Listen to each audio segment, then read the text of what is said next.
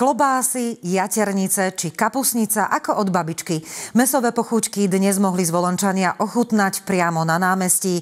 Zabíjačku usporiadali rovno v centre mesta. S prípravami začali hneď po rozvidnení.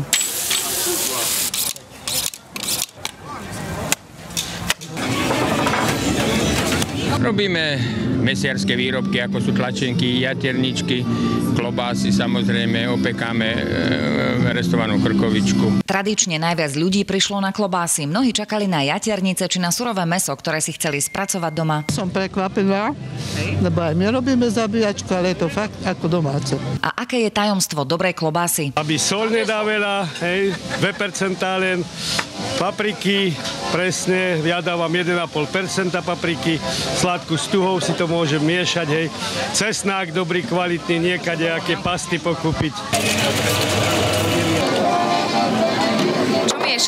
Čo tu miešate?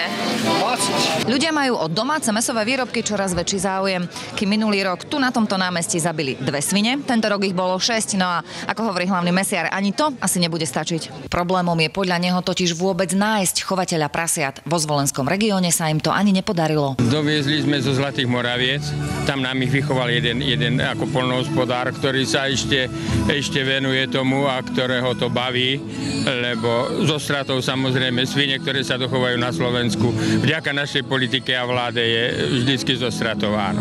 No, ono je teraz vlastne ťažké vyberať aj niekedy z tých hypermarketov a všetkých týchto sietí, pretože tam je veľký výber a nie vždycky je to kvalita.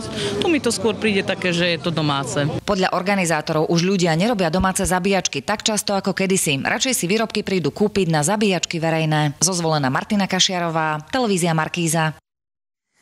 Počty bezdomovcov